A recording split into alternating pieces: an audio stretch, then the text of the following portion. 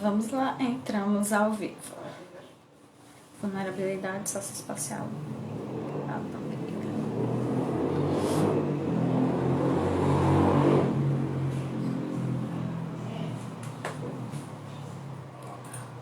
Ok.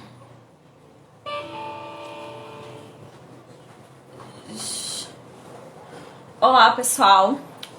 Boa noite.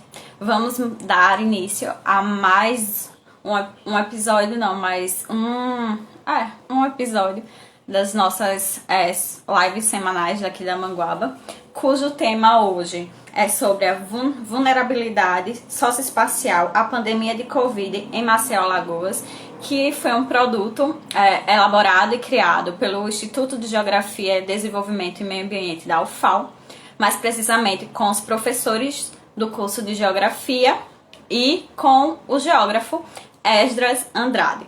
Então, eu vou convidar o Esdras para participar aqui dessa live. Na verdade, eu não vi se ele já entrou. Só esperando aqui o Esdras entrar, mas já dando os avisos que quem quiser fazer alguma pergunta ou tirar alguma dúvida com o Esdras, é só mandar uma pergunta aqui nos comentários e a gente vai ter o tempo de responder essas perguntas. Também lembrando que qualquer dúvida... o som não tá saindo bem, pessoal, que o professor Esdras falou que o som não tá pegando. Alguém pode me confirmar aqui? Se o som tá pegando ou não.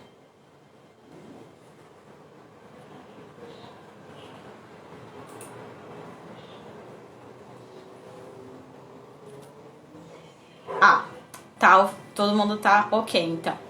Então eu vou convidar o Esdras. O Esdras vai se apresentar, mas de antemão ele é geógrafo. Ok, então quer dizer, tá muito bem. Ele é geógrafo da UFAL, concursado, e ele é responsável pelos laboratórios da UFAL. Deixa eu só aqui convidar o professor. Perdão. Eu acostumo a Esdras me chamar de Esdras. Mas vamos lá, só esperando ele atender.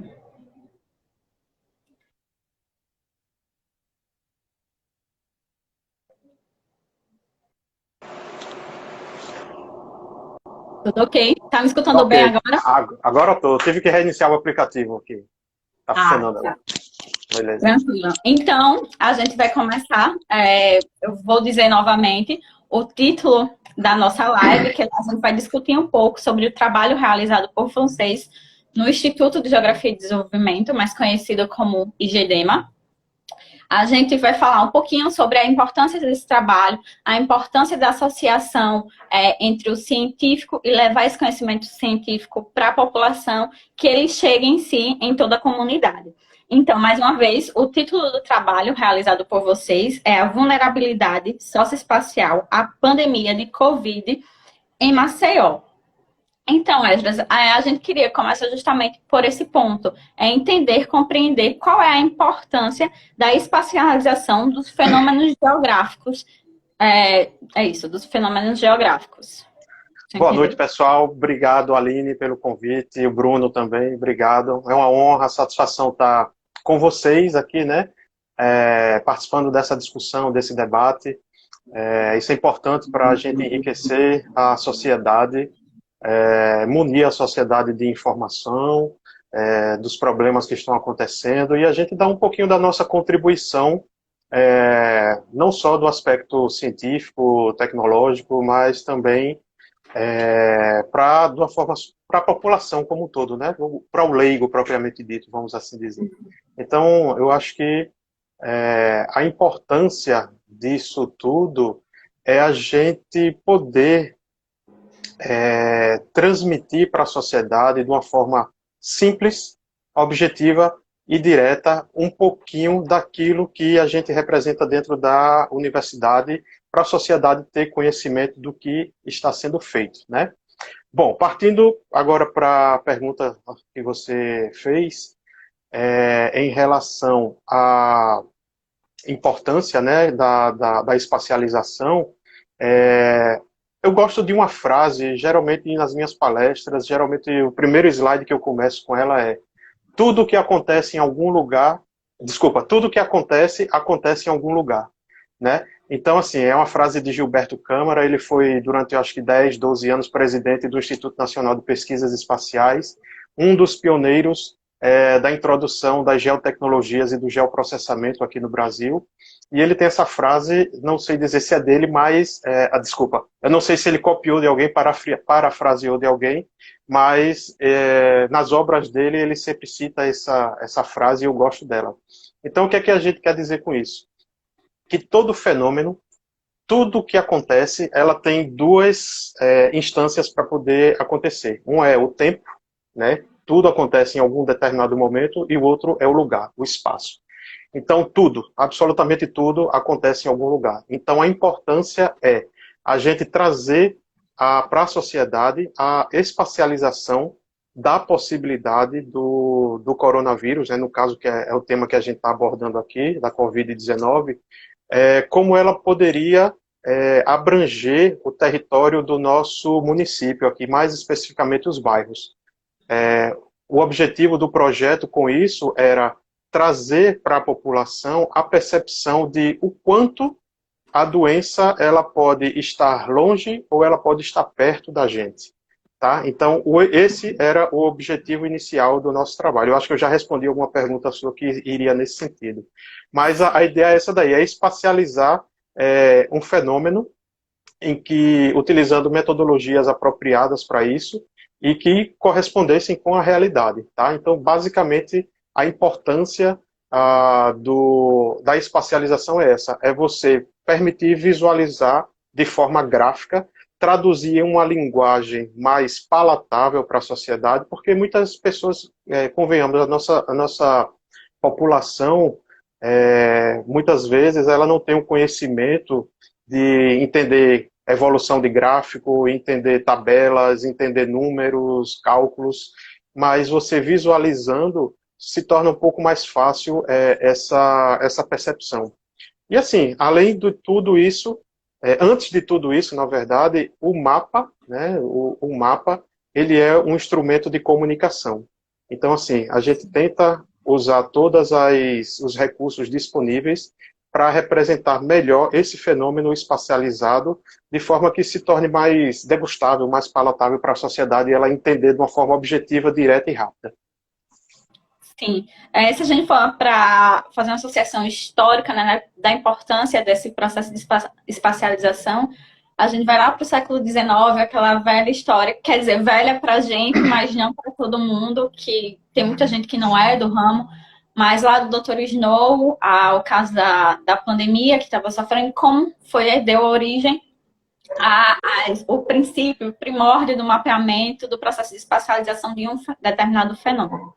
Mas, antes da gente entrar nesse quesito, eu queria um pouquinho conversar com você sobre os motivos que levaram à criação e à geração desse material, desse e-book. Eu confesso que no início da pandemia eu vi muita gente de outra área, inclusive a gente comentou com os amigos, na verdade só você estava produzindo esse conteúdo e soltando no Instagram, no seu Instagram pessoal, mas eu vi alguns amigos da física fazendo a parte estatística, divulgando a parte estatística, o pessoal da agrimensura, o pessoal da matemática, o pessoal da arquitetura até.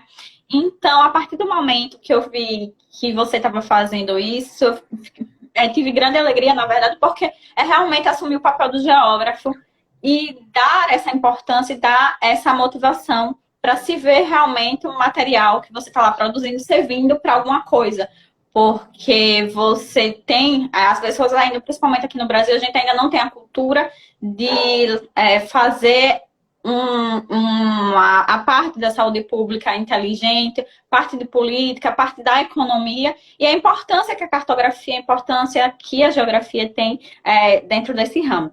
A partir disso, eu reforço minha pergunta: qual foi os motivos que levaram à criação desse material? Qual foi o objetivo?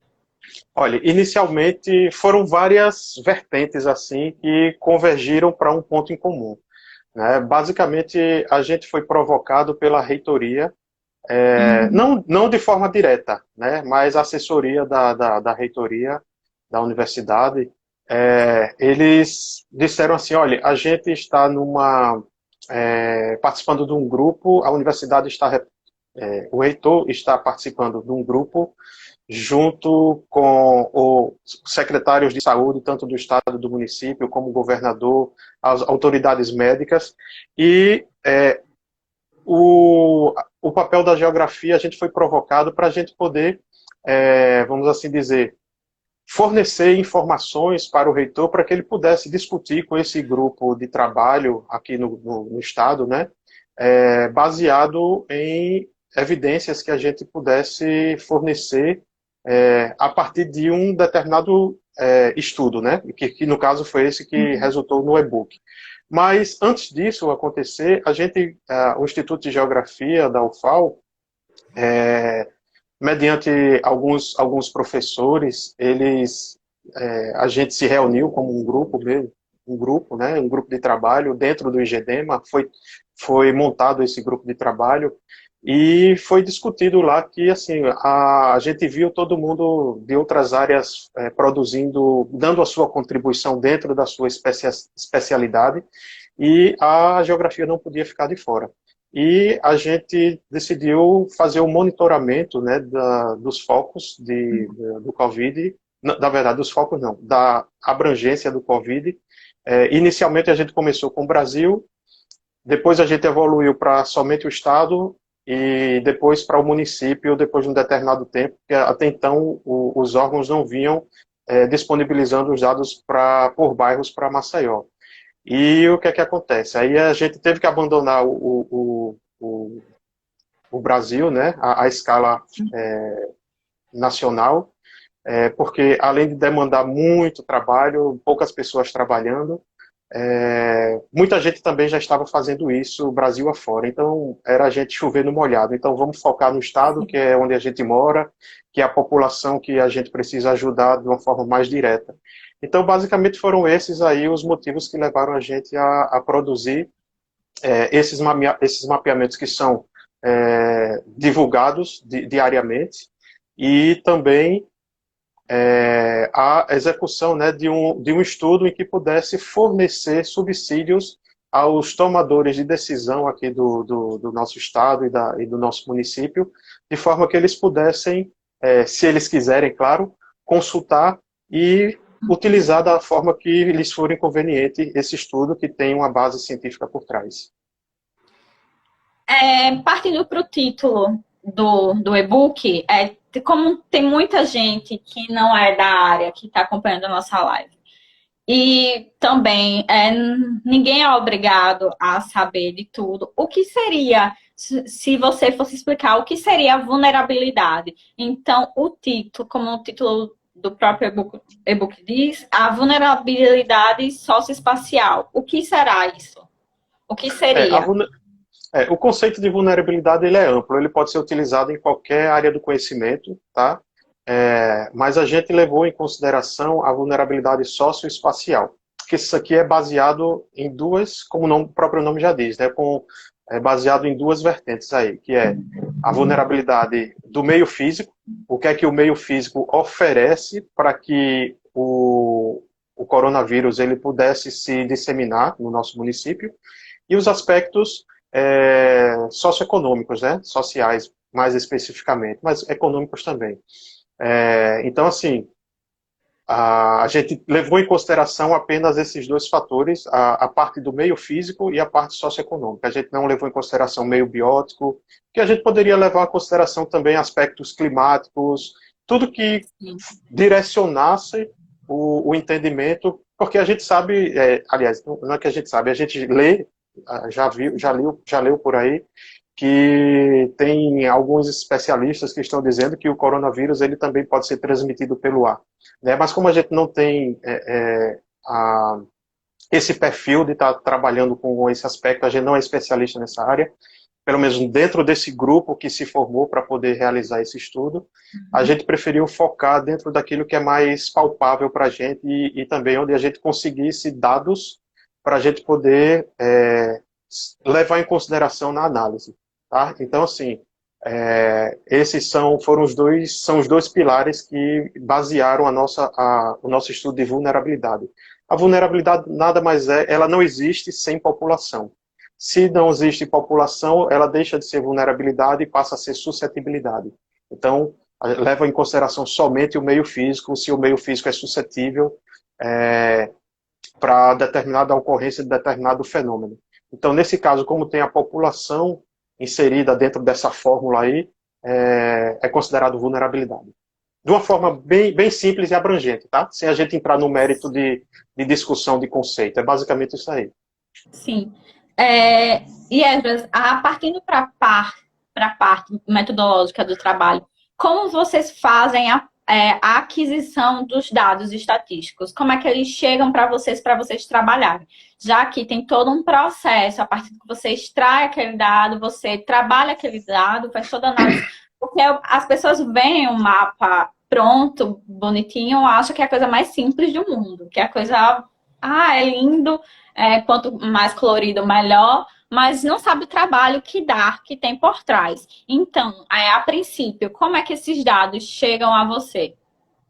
Existe todo um conhecimento por trás de cada mapa que a gente que a gente disponibiliza, tem conhecimento por trás dele. Não é apenas você pegar um desenho, pintar lá no Paint, né, como o pessoal chama, ou no Photoshop, ou no CorelDRAW, qualquer programa desses aí. Não é assim, não é isso. A gente tem dados que estão por trás, esses dados são depurados, ou seja, eles são tratados, e a partir disso existe todo um processo, um critério cartográfico, um critério metodológico, um critério científico por trás para que isso aí possa ser representado em forma de mapa. E respondendo mais objetivamente a sua pergunta, os dados, especificamente para esse trabalho que a gente realizou, ele foi coletado em diversos locais, tá? Basicamente foi IBGE, secretarias municipal e estadual de saúde, por exemplo, os dados de comorbidade, a gente conseguiu com a Secretaria Municipal de Maceió, né, Secretaria Municipal de Saúde. Então foram vários órgãos onde a gente foi consultar essas informações, esses dados, buscar esses dados, para que a gente pudesse trabalhá-los de forma que permitisse a integração deles para poder resultar no mapeamento final. Certo, mas foi mais para trás que fui dar a dica aqui que está cortando minha cabeça. Mas tudo bem. A parte metodológica, então, continuando nela, qual foi o software utilizado para fazer esse mapeamento, para fazer essa análise estatística?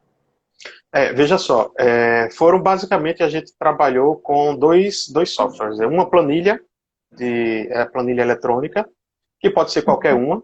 Como eu sou um adepto do software livre, eu trabalhei com o LibreOffice, né? Então eu poderia ter trabalhado com Excel, trabalhado com outro plataforma do Google, os spreadsheets, né, do Google.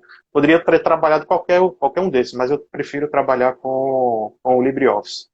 Para poder fazer os cálculos dentro dele, parte dos cálculos dentro dele, tipo, como é que eu posso dizer, o cálculo de densidade demográfica, por exemplo. Então, a gente tem uma coluna com o dado de população, o outro a área, e na terceira coluna a gente faz a divisão de um pelo outro e a gente tem a densidade dentro dessa coluna. A partir disso, a gente pegou esses dados e transportou para um sistema de informações geográficas, que, novamente, poderia ser qualquer um. Poderia ser o pago, gratuito, e a gente optou, obviamente, pelo software livre, um software gratuito. Porque, no meu entendimento, ele faz tudo aquilo que o software pago faz, sem eu precisar desembolsar 50 mil reais para poder utilizar um programa ou recorrer à pirataria, como tem muita gente que recorre. Então, eu prefiro trabalhar na legalidade e utilizar programas gratuitos para poder desenvolver esses trabalhos. Então, basicamente foi isso. parte do conteúdo dos dados foram trabalhados em planilha eletrônica, depois transportado para o QGIS, e a partir daí é onde foi feita toda a integração dos 11 parâmetros que nós utilizamos para integrar os dados. Pessoal, é ciente, na verdade.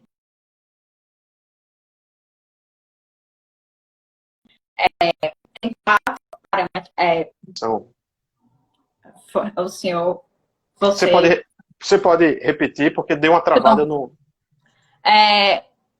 Você dividiu em 11 parâmetros. Foram utilizados, na verdade, 11 variáveis. Variáveis para fazer os cálculos. Isso. Mas antes dessas 11 variáveis, foram divididas em 4 grandes grupos, né? Que foi a densidade populacional, quando eu fui dar uma olhada, vulnerabilidade social, mobilidade urbana, né? E os grupos de risco. Não Sim. foi isso? E a partir daí, o senhor fez os cálculos, a análise estatística, enfim. E a partir daí foi extraída 11 variáveis, não foi isso? E quais foram as 11 variáveis utilizadas? Não sei se você vai saber assim de cabeça, mas para o pessoal... Tem uma cola aqui, para não esquecer, porque tem mais de 2 meses que esse estudo foi concluído, então de cabeça a gente não lembra. Minha cola. Então vejam só, eu vou estar olhando para baixo que eu vou estar lendo, tá ok? Mas quando a gente for comentar eu volto a olhar para a câmera.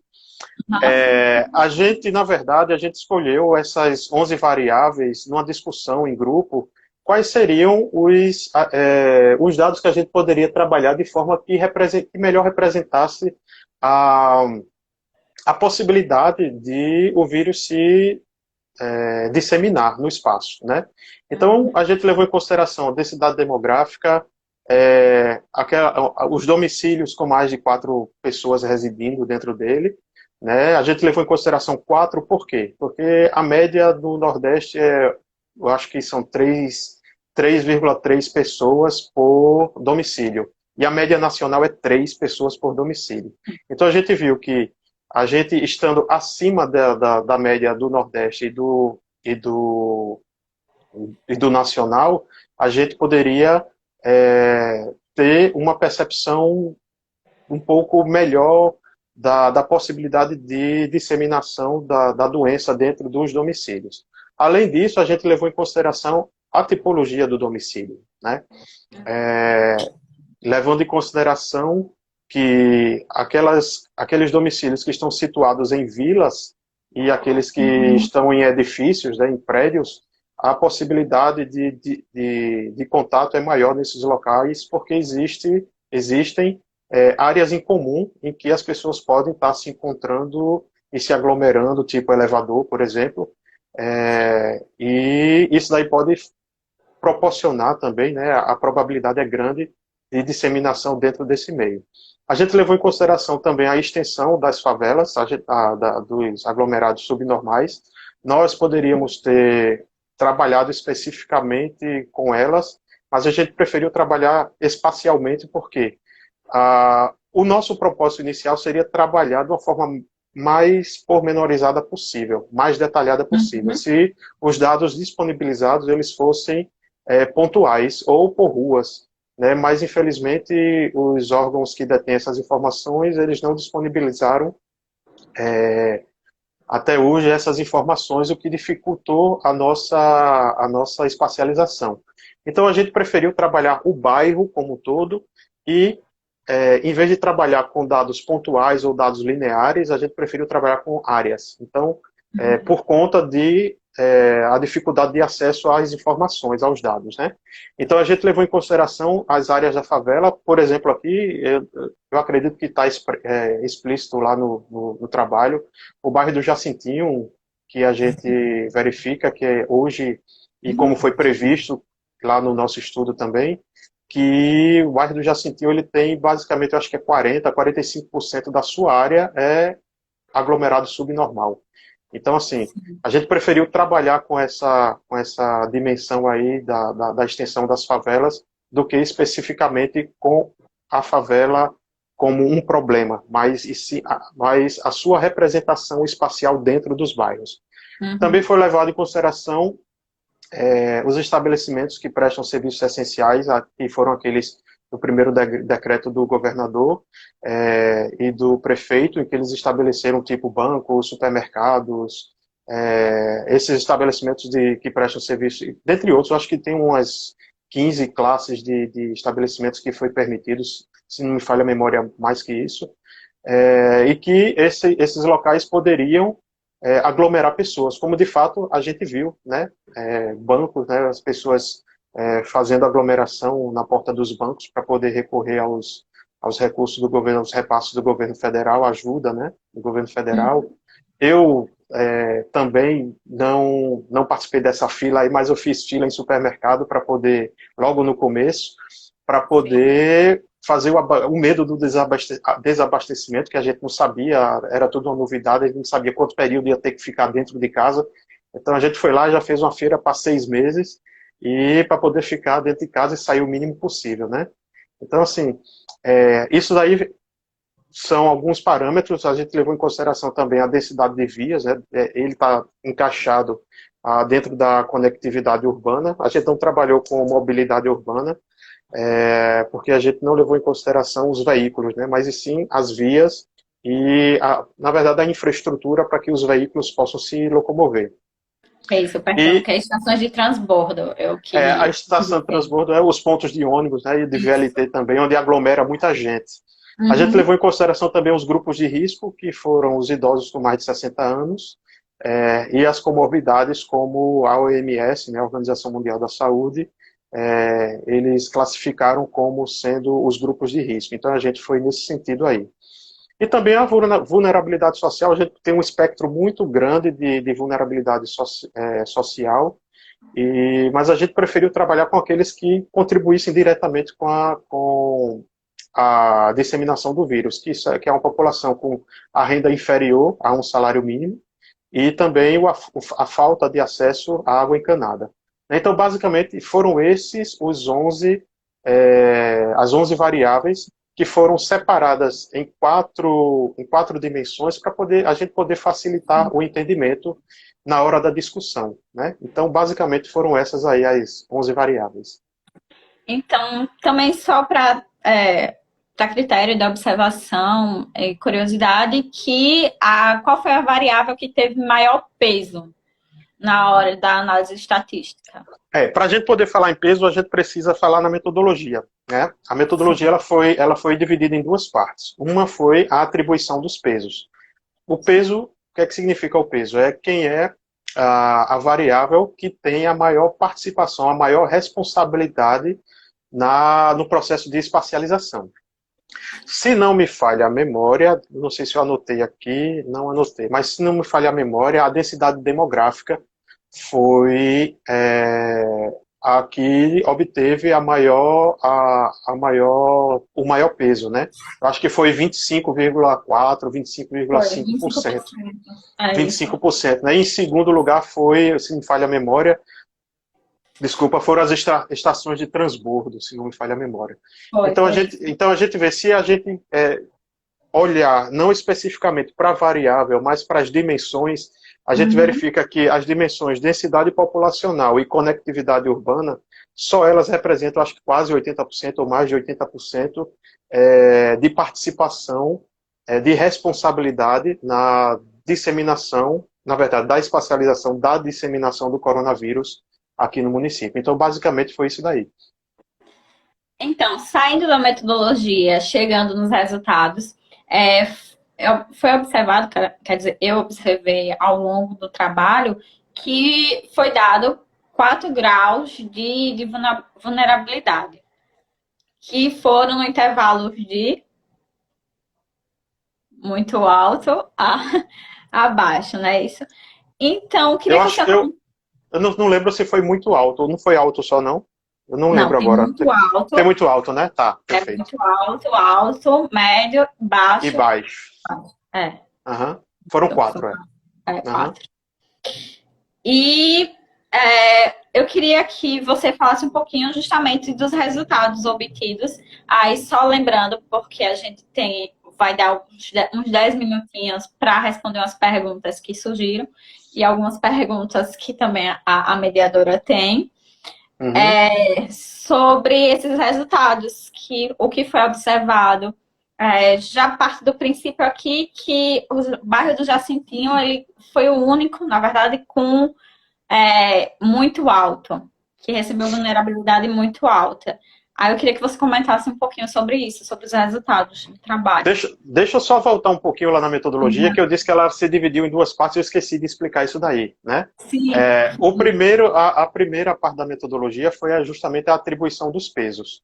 Então, a gente utilizou o método AHP, que é um método hierárquico, de análise hierárquica, que é justamente onde a gente faz a comparação entre essas 11 variáveis entre uma e outra, ou seja, uma a uma. Né? Então, ou seja, quando a gente colocou dentro da planilha para poder fazer esse cruzamento, que a gente faz a seguinte pergunta: quem é mais importante na disseminação do coronavírus entre essa variável A e a variável B? Aí a gente tem uma escala que vai de 1 a 9, e o 1 representa a igualdade, e sempre números ímpares, tá? 1, 3, 5, 7, 9. Então, 1 significa nível de igualdade, o 3, o 5, o 7 e o 9, ele representa o grau de importância entre uma variável e outra. Então, você vai atribuindo vamos assim dizer, essa nota, né, esse peso, na verdade, entre 1, 3, 5, 7 e 9, e a planilha ou o programa, ele vai montando essas comparações que, como foram 11 variáveis, é importante dizer que essa metodologia só tem respaldo científico comprovado e que funciona até 15 variáveis, se não me falha a memória. Se não for 15, são 20 variáveis, então a gente trabalhou com 11, perto do limite. Então, assim, isso resultou em 55 comparações. Então, para você ver o nível de complexidade que tem nessa avaliação. Então, assim, quando a gente montou, finalizou essas 55 comparações entre as 11 variáveis, foi quando a gente mandou o software calcular lá os pesos de cada um, e, além disso, tem um cálculo estatístico que é feito para verificar a pertinência desses números. Se ele for abaixo de 0,20%, desculpa, de 0,10, que representa 10%, o cálculo, a atribuição, a distribuição do peso, ela não é satisfatória, e você tem que recomeçar tudo e fazer o ajuste. Então, assim, não é um processo rápido, simples, mas que demanda tempo até você ficar dentro desse parâmetro aí de 10% de margem para ter validade estatística. Após isso, a gente transferiu esses pesos para dentro lá do QGIS, onde a gente fez, que já entra agora a segunda parte da metodologia, que é quando a gente faz a integração dos dados, o cruzamento dos dados. Então, lá dentro da calculadora do software, quando a gente determina que quando a gente escolhe os parâmetros lá, na verdade, as variáveis, a gente atribui os pesos que foram calculados antes para essas variáveis aí. Então, utilizando o algoritmo de média ponderada, que é um algoritmo que melhor representa esse tipo de análise que a gente fez, foi atribuído esses pesos, e a média ponderada resultou para a gente o que foi expresso no trabalho. Então, o resultado ele sempre varia de 0, ele representa para a gente entre notas que variam de 0 a 10, onde o 0 é a ausência da informação, e 10 corresponde ao nível máximo do fenômeno. Então, assim, eu não me lembro agora de cabeça quais foram, eu acho que o intervalo ficou entre 3, se não me falha a memória, ou foi de 4 a 9, se não me falha a memória. E a partir daí a gente fez a classificação, levando em consideração a pertinência dessas notas aí e agrupando, né, na verdade, agrupando nos graus de vulnerabilidade, que foram baixo, médio, alto e muito alto. Bom, voltando agora lá para o Jacintinho, você pode repetir de novo para eu poder me relembrar? Sim, que após a apresentação, vale ressaltar também que os resultados eles não se resumem só à parte da elaboração do mapa de vulnerabilidade, mas dentro do trabalho tem outras características de todas essas, tanto da parte de densidade demográfica, a parte de comorbidade, então também vale muito a pena você ir lá ver os resultados do direitinho. Mas entretanto, porém, indo para essa parte da vulnerabilidade, do resultado final, do mapa final, que ele vem apresentando justamente esses dados estatísticos e ele mostra quais são os bairros mais vulneráveis e os menos vulneráveis.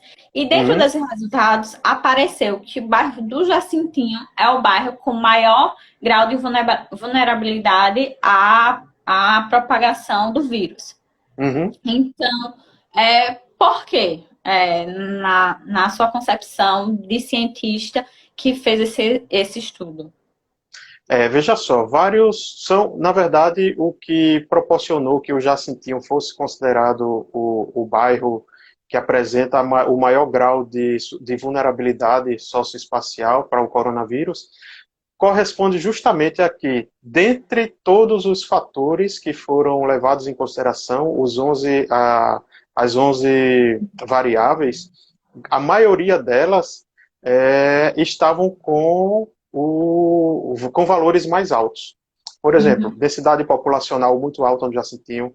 O Jacintinho possui, porque ele é muito alto, né, essa densidade populacional, ele é um bairro relativamente pequeno e tem uma população muito grande, né? Então, assim, esse é um dos fatores. O outro ele é um bairro que tem a conectividade urbana muito forte, ou seja, existem muitas ruas, ruelas, vielas. Então, assim, você vai verificando que a parte social também, a questão de distribuição de renda, é um bairro que tem a distribuição de renda lá é muito acentuada, né? Ou seja, muita população é de baixa renda. Então, assim, você vai verificando que todos esses fatores foram contribuindo, colaborando um com o outro, de forma que permitisse que o Jacintinho fosse considerado o bairro mais vulnerável socialmente e geograficamente para a disseminação do vírus. E fato como esse estudo foi concluído há uns 2 meses e meio, 3 meses atrás, e a gente verifica hoje os mapeamentos que são divulgados, os números que são divulgados, a gente vê que a metodologia acertou nesse ponto aí, né? Sim, com certeza. Só lembrando, pessoal, quem quiser fazer alguma pergunta, tirar alguma dúvida sobre o estudo, é só mandar, que daqui a pouco a gente vai ter um tempinho para estar respondendo essas perguntas. E o contrário, desculpa, o contrário também é verdadeiro, tá? Por exemplo, a gente tem o bairro da Pitanguinha, que ele se você olhar lá dentro não só do estudo que a gente realizou, mas também dentro dos mapeamentos que são divulgados diariamente, a Pitanguinha está ilhada ela está ilhada com bairros que têm também números mais expressivos do que ele. Então a gente verifica que todos esses fatores que foram levados em consideração, eles contribuem, vamos assim dizer, positivamente para que o bairro, não só ele, mas também os bairros do litoral norte também, contribuíram de forma que os números, na verdade, a previsão que foi feita, correspondesse à realidade, porque são fatores que foram considerados, na verdade, fatores que tiveram baixa, vamos assim dizer, repercussão, né? baixa responsabilização, né? Baixa responsabilidade na disseminação do coronavírus. Basicamente foi isso aí. E foi visto também no estudo que um dado meio que também alarmante, 90% dos bairros de Maceió, eles são classificados com uma vulnerabilidade na verdade muito alta não, perdão, uma vulnerabilidade alta para a propagação do vírus. Então, como foi dado, trabalhado esse dado e como essa informação ela pode ser útil para a parte do planejamento de ações. A partir esses resultados eles foram entregues a alguém da prefeitura ou do estado, como foi um estudo realizado pela UFAL. Alguém procurou o instituto para adquirir esse dado? Olha, em relação a isso aí eu não vou saber lhe dizer, porque a nossa missão ela foi até a divulgação desse trabalho. Mas aí a gente disponibilizou para a reitoria e a reitoria, na verdade, disponibilizou para todo mundo, mas em antemão a gente entregou isso para a reitoria. E como a reitoria ela faz parte de um grupo de trabalho aqui junto com o governo do estado, eu acredito que isso daí chegou até as autoridades, tá? Acredito que sim. E por onde a gente está participando, os grupos de discussão que a gente está participando, a gente está divulgando esse trabalho também, de forma que cabe aí agora aos tomadores de decisão utilizar ou não o trabalho, entendeu? Sim, é meio que alarmante também, porque a partir do estudo, a gente vê que 59% da população está inserida nesses 20 bairros, então é algo assim, bem assustador, na verdade. Uhum. Professor não, perdão, desculpa. Por que, a partir do seu estudo, os bairros do litoral norte eles estão dentro do intervalo de baixo, ou muito, na verdade, é só baixo? É o contrário do Jacintinho. Eles apresentam os menores, as variáveis que apresentam os menores índices, entendeu? Simples assim. Principalmente, como a gente leva em consideração, como foi levado em consideração o peso de 25% para a densidade populacional, esses bairros não são bairros tão habitados. Então, se não tem muita gente, o vírus não pode se disseminar de uma forma muito grande. Associado a isso, são poucas ruas que eles têm lá, basicamente eles são a parte urbanizada, vamos assim dizer, ela é muito estreita, você tem muita área disponível ainda, então assim, são esses fatores também, e existem também muitos condomínios de alto padrão nesses locais aí, e assim, eles não dividem, né, áreas, vamos assim dizer, públicas como aquelas que a gente encontra em edifícios e vilas. Então, assim, são esses fatores que contribuíram para que fosse verificado que lá fosse considerado de baixa vulnerabilidade. Agora vai uma pergunta que você fica a critério se quer responder ou não. Uhum. Mas é a partir dos estudos levantados, a partir desse mapa de vulnerabilidade dos bairros que mais, a partir desse mapa de vulnerabilidade, na verdade, você, como cientista, recomendaria a passagem de fase que Maceió, a partir de segunda-feira, vai ter da laranja para amarela? Olha, particularmente eu não sei dizer para você quais são os critérios. Na verdade, não, nesses últimos dias eu não tenho acompanhado o noticiário sobre essa passagem de fase. Então, eu não sei lhe dizer, sinceramente, quais são os critérios que eles estão levando em consideração para isso. Mas, a minha opinião como cidadão, não vou opinar como cientista, como pesquisador. Na cientista ainda não, né? Mas como pesquisador, eu vou deixar ela um pouquinho de lado, mas como cidadão, eu verifico que a gente ainda está no meio do caminho. Então, assim, eu não arriscaria tanto agora. A gente sabe que tem muita gente passando necessidade, isso é um caso grave, uma situação grave. Minha esposa hoje, não lembro agora, foi esses dias aí, ela disse que viu no noticiário que cerca de 200 empresas no comércio de Maceió vão fechar porque não tem como se sustentar mais. Então, assim, a gente percebe que estamos num momento de caos, né, vamos assim dizer. Mas, veja só, se a partir do momento, aí eu vou ser um pouquinho mais crítico agora, se a partir do momento a gente tivesse a disponibilização dos dados de forma que a gente pudesse identificar os pontos focais onde ocorrem a manifestação do vírus, né, onde as pessoas estiveram contaminadas, seria muito mais prático. Eu não digo isso ser disponibilizado para a sociedade, mas para o governo, como tomador de decisão, se eles utilizassem essas informações aí, de forma que eles chegassem e dissessem, olha, dentro do Benedito Bentes existem, sei lá, 6 favelas, né? 6 aglomerados subnormais. E a maior concentração está nesses locais. Bom, eu acho que seria simples do governo tomar a decisão de dizer, olha, esses locais aqui, ninguém sai de casa, vai esperar ser tratado, esperar ser curado para poder sair novamente. Ou lá na Ponta Verde, aconteceu, o maior foco aconteceu dentro desse quarteirão aqui. Então, eles poderiam isolar isso daí e deixar o resto da população, vamos assim dizer, poder circular normalmente, mas você abranger isso de uma forma para o bairro como um todo, para uma cidade como um todo, eu acho isso que foi um pouco, vamos assim dizer, demais, tá? Se esses dados tivessem sido utilizados apropriadamente. Eu não sei se eles estão utilizando, não faço parte de governo, não faço parte de gestão de secretaria, então não sei dizer se eles têm essa prerrogativa, né? Na verdade, prerrogativa não.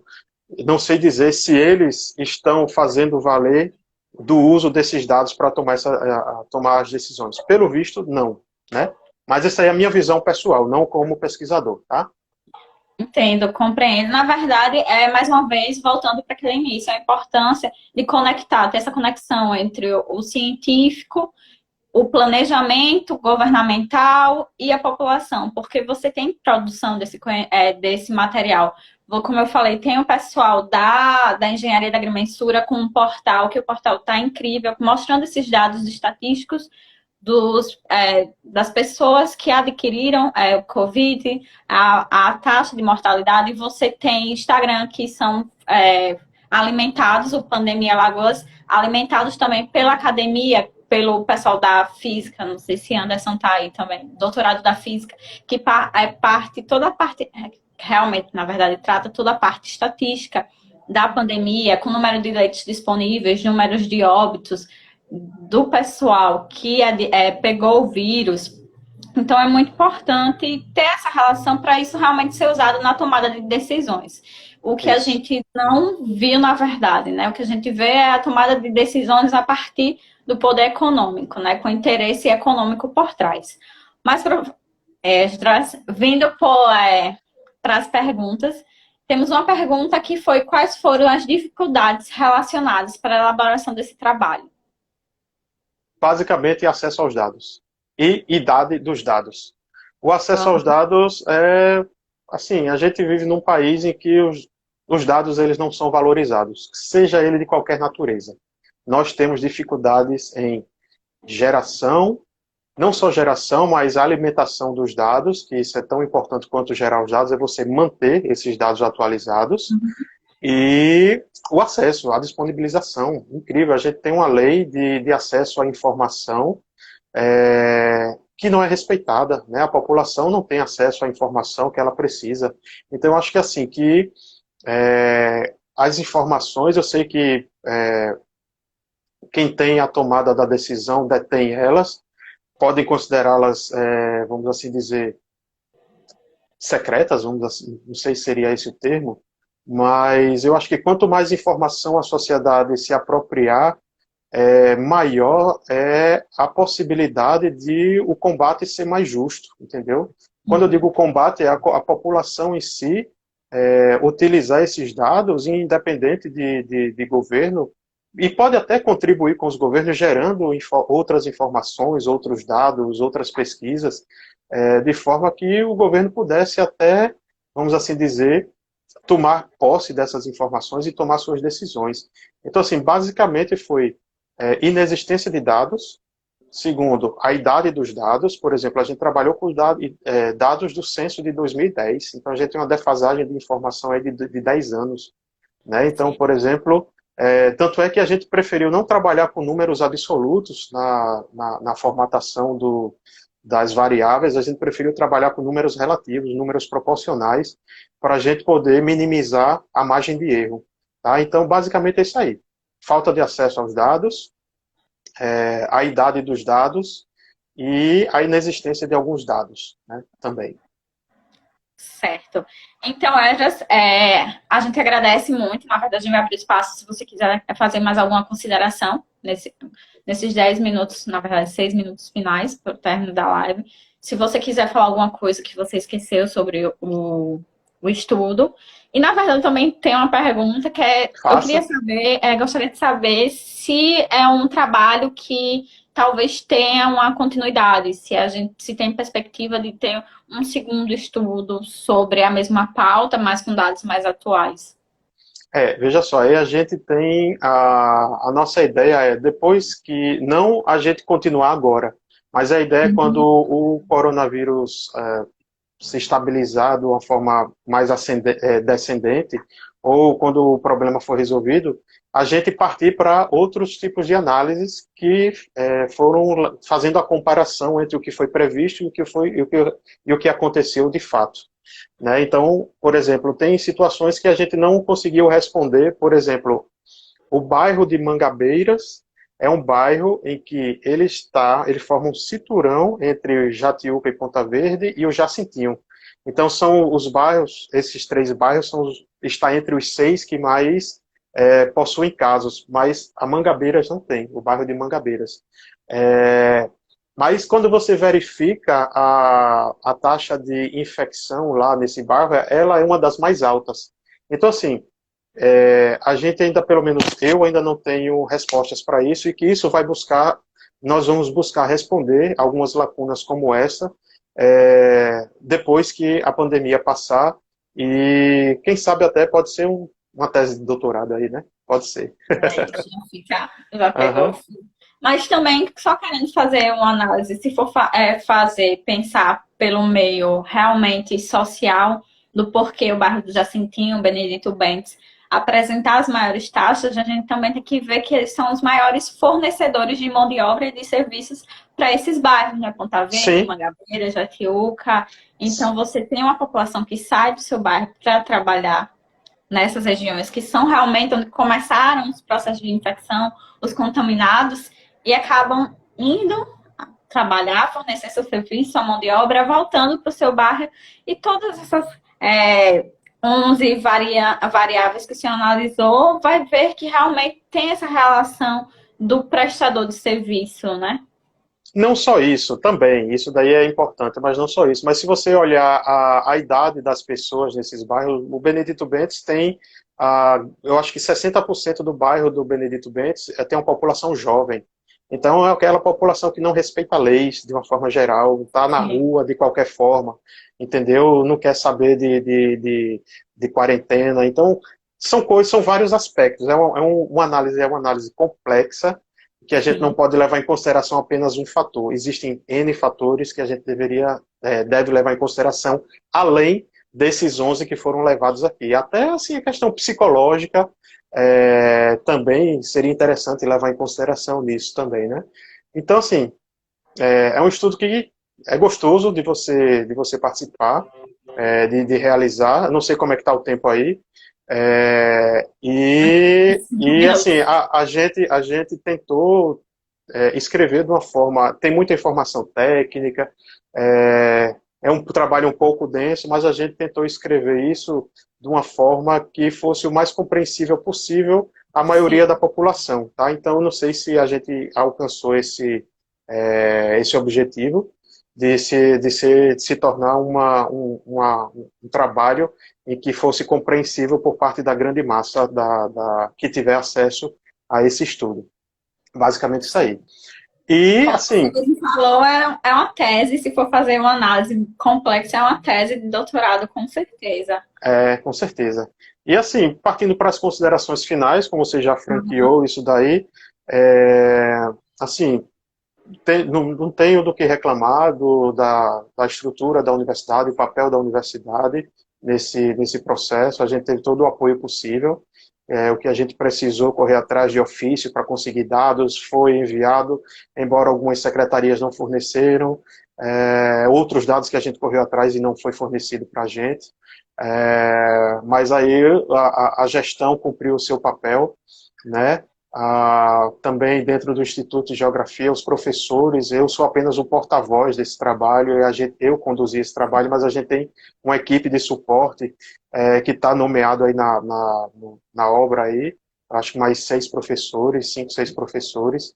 Então, assim, nada disso seria possível sem a colaboração desse time, que espetacular, os professores que deram esse suporte para a gente também, com as suas contribuições, com os seus conhecimentos. Então, não tenho do que reclamar, e assim, a gente está aí à disposição, qualquer coisa que vocês precisarem, a gente está aí para colaborar com vocês, quem tiver dúvidas, quem quiser fazer pesquisas nessa área, a gente está à disposição para colaborar de qualquer forma, tá? Inclusive, eu quero até dizer que a gente está com um projeto de extensão também, a gente conseguiu aprovar um projeto de extensão, em que a gente vai transformar esse trabalho em uma plataforma. A gente vai contar a história da evolução do coronavírus, desde o seu início, aqui em Maceió, até quando o projeto se finalizar, que deve ser em novembro, acho que outubro, novembro. Então a gente vai contar essa história. Já estou dando esse spoiler aí, né? Estou dando esse spoiler. E a gente vai contar essa história. Estou liderando um grupo de 3 alunos aí, que eles vão botar a mão na massa e vão fazer isso acontecer. Então, basicamente, é isso que eu tinha para falar, e agradecer a oportunidade e parabenizar a Manguaba aí por esse espaço fenomenal que vocês estão proporcionando. Tá de parabéns. Então, já aproveitando aí a deixa, os meus 2 minutinhos que eu tenho, é justamente para falar isso, que eu ia perguntar também, se tem alunos envolvidos, porque é de fundamental importância. Para a gente que foi da casa, entrei na casa como aluna do Esdras, estou saindo hoje como choque, tentando ser colega de profissão. Tentando não, colega. De profissão, muito importante ver que os alunos tenham essa oportunidade, que particularmente a gente não teve. Também não estávamos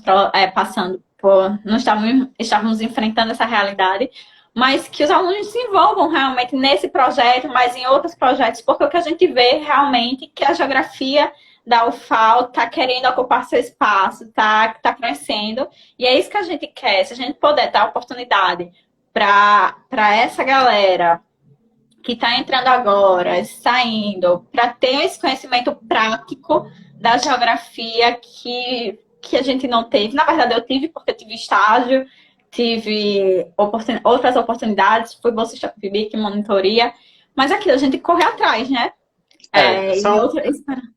Esperar outros tempos. É outra realidade que a gente vive. Eu, quando fui aluno, no período que eu fui aluno, a gente tinha 8, 9 professores só dentro da geografia. Hoje a gente tem mais de 35 professores e já está acabando a live. E o que é que acontece? Só para finalizar, nada vai ser mais importante do que o interesse do aluno. O professor não pode colocar nada na cabeça do aluno se ele não quiser. Então, ele tem que ir atrás, buscar, correr atrás desse conhecimento e participar. Tem que ir atrás. Independente de que seja com bolsa, sem bolsa, vá atrás. O conhecimento é mais importante. Então, essa é a minha participação, já finalizando aqui. Obrigado, parabéns, muito obrigada, estamos juntos. É isso. Valeu.